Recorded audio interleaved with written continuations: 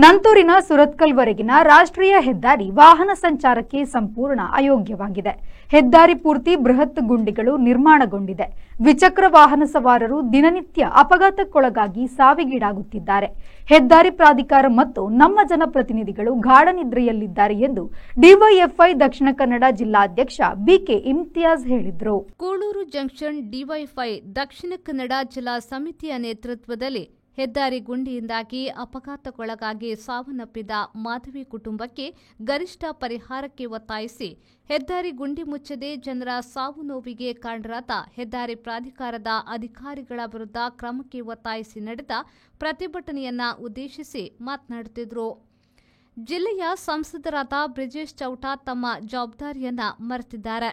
ಜಿಲ್ಲೆಯ ಹೆದ್ದಾರಿ ಸಮಸ್ಯೆ ಬಗೆಹರಿಸಿ ಸಾವು ನೋವು ತಪ್ಪಿಸುವ ಬದಲಿಗೆ ಮತೀಯ ಹೆಣ ರಾಜಕೀಯದ ಗ್ಯಾಂಗ್ ಸೇರಿಕೊಂಡಿರುವುದು ವಿಷಾದನೀಯ ಎಂದು ಹೇಳಿದ ಅವರು, ಹೆದ್ದಾರಿ ಗುಂಡಿ ಮುಚ್ಚದಿದ್ರೆ ಹೋರಾಟ ತೀವ್ರಗೊಳಿಸಲಾಗುವುದು ಎಂದು ಎಚ್ಚರಿಕೆ ನೀಡಿದರು.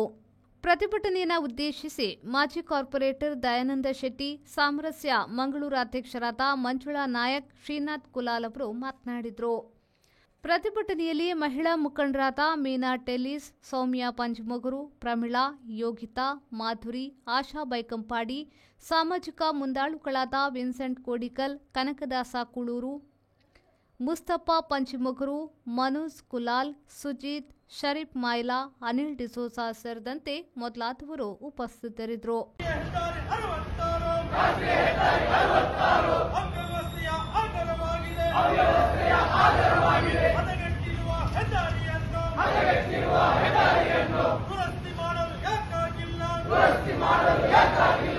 ಶರತ್ ಸಾಲಿಯನ್, ವಿ4 ನ್ಯೂಸ್, ಮಂಗಳೂರು.